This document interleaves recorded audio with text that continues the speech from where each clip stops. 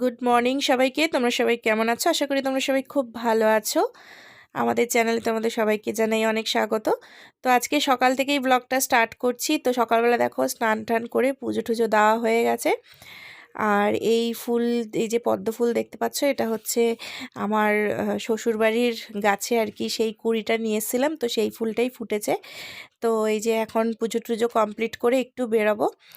তো এখন অনেকটাই পরে, পুজোটা অনেক সকালে দিয়েছিলাম, তারপরে এখন হচ্ছে প্রায় 1টা বাজে, আর আমরা দুজন মিলে বেরিয়ে পড়েছি একটু কেনাকাটি আর ঘোরাঘুরির উদ্দেশ্যে।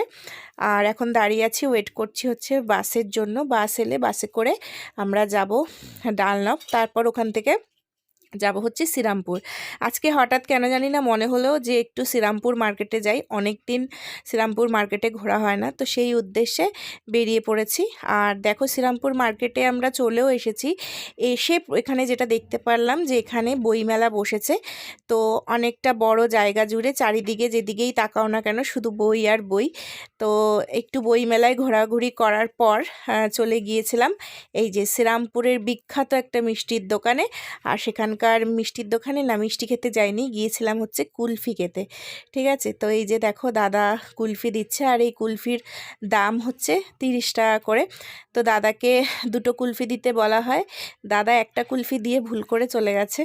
তারপরে বলার পরে সে এসে এই কুলফিটা দেয়। একে তো ঠান্ডা, তো তোমরা সবাই ভাবতেই পারো এই ঠান্ডার মধ্যে কুলফি খাওয়া মানে বুঝতেই পারছো যে আমার মাথা টাথা খারাপ হয়ে গেল কিনা। না, একদমই মাথা খারাপ হয়নি, কিন্তু যেহেতু শ্রীরামপুরে বহু বছর বলতে পারো পর এলাম, আর এখানকার এই ফেমাস কুলফি না খেলে শ্রীরামপুরে আসাটা অসম্পূর্ণ থেকে যায়। তো সেই কারণে এই যে কুলফি নিয়ে নিয়েছি, প্রথম তোমাদের দাদার হাতে দিয়ে দিয়েছি, এরপর আমারটা। আর এই যে দেখো আমি এখন কুলফি খাচ্ছি, তবে মুখে দিতে না দিতেই মানে বুঝতেই পারছো আমার এক্সপ্রেশন দেখে যে অত বড় বাইটটা নিতে আমার খুবই অসুবিধা হচ্ছিল, যেহেতু এতটা ঠান্ডা। আর তোমাদের দাদাও বলছিল যে খেয়ে দাঁতটা শিরশির করছে। যাই হোক, ঠান্ডা হোক আর যাই হোক, তো একটা দিনের জন্য খাওয়াই যায়। খেয়ে অবশ্য আমি জল খেয়ে নিয়েছিলাম, কারণ তাহলে ঠান্ডাটা হয়তো একটু কম লাগে। যাই হোক, খুবই মজা করে খাচ্ছিলাম। তো শ্রীরামপুর মার্কেট ঘোরাঘুরি হয়ে গেছে, কোনো জিনিস পছন্দ হয়নি। এই প্রথম হলো যে কোনো মার্কেট ঘুরে আমার কোনো জিনিস পছন্দ হয়নি, তাই আবার চলে এসেছি দেখো কোন্নগর ঘাটে। কোন্নগর ঘাট থেকে পার হয়ে আমরা যাব সোদপুরে কেনাকাটি করতে। তো কোন্নগর ঘাটে এই যে আমরা এখন উঠবো হচ্ছে নৌকাতে। এই যে দেখতে পাচ্ছ তোমাদের দাদা রয়েছে সঙ্গে, আর এইদিকে আমি রয়েছি। তো আজকের ভিডিওটা একটু ছোটই হবে, কারণ একটু অনেক দিন পর দুজনে যেহেতু বেরিয়েছিলাম, একটু এনজয়ও করছিলাম ঘোরাটা, আর ভালোও লাগছিল। তো দুজন মিলে একটু বেরিয়েছি, আর চারিদিকের এত সুন্দর প্রাকৃতিক দৃশ্য দেখে মনটা সত্যি তো খুব ভালো লাগছিল। আর সত্যি কথা বলতে এই যে এত সুন্দর একটা দৃশ্য, সেটা কিন্তু ছবি বা ভিডিওর মাধ্যমে বোঝানোটা পসিবল না, যতটা কিনা সামনে থেকে দেখে সেটাকে উপভোগ করা যায়। আর আমারও ঠিক সেরকমই, সত্যি এত ভালো লাগছিল যে মনে হচ্ছিল যেন দেখেই যাই দেখেই যাই। যাই হোক, আজকে প্রথমবার এই এক্সপিরিয়েন্সটা হলো। দেখো নৌকায় মানে চলছে আর আমরা দাঁড়িয়ে আছি, মানে আমি আর তোমাদের দাদা।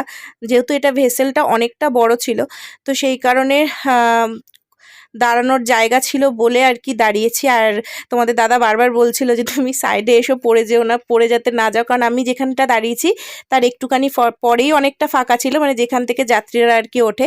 যাই হোক, আমি বললাম না আমি পড়ে যাব না, আমি ধরেই দাঁড়িয়েছিলাম। ভয় লাগছিল, বাট তাও এনজয় করছিলাম ভিউটাকে। জাস্ট অসাধারণ একটা ভালো লাগা আর কি কাজ করছিল। তো এই যে দেখতেই পাচ্ছ, ওই যে দূরে সবাই বসে আছে, আর আমরা দেখো এখানে দাঁড়িয়ে আছি দুজন মিলে। আর ওদিকে একটা বড় ভেসেল ছিল, ওখানে সবাই আর কি পিকনিক করছিল। তো বহু মানুষ ছিল ওখানে, ওটাও বেশ দেখতে ভালো লাগছিল। আর এই যে দেখো এখান থেকে গঙ্গা জল পড়ছে, আর আমিও তোমাদের দাদাকে বোকা বোকা প্রশ্ন করছিলাম যে এখান থেকে কি গঙ্গা জল পড়ছে, তো তোমার দাদা বললো হ্যাঁ। তো যাই হোক, এখন আমরা ঘাট পেরিয়ে চলে এসেছি সোদপুরে। সোদপুরে কেনাকাটি করব। তো আজকে ভিডিওটা খুবই শর্ট করলাম, তাও ভাবলাম যে ভিডিও মিস দেব না, যতটুকু পারি তোমাদের সঙ্গে সেটা শেয়ার করব। আর এই যে এখন ফুলের দোকান থেকে ফুল কিনছি, অনেক দিন বাদে তোমাদের দাদা আমাকে অনেকগুলো গোলাপ কিনে দিয়েছে। যাই হোক, আজকের দিনটা খুব ভালোভাবে কাটালাম। আজকের ভিডিও তাহলে এখানেই শেষ করছি।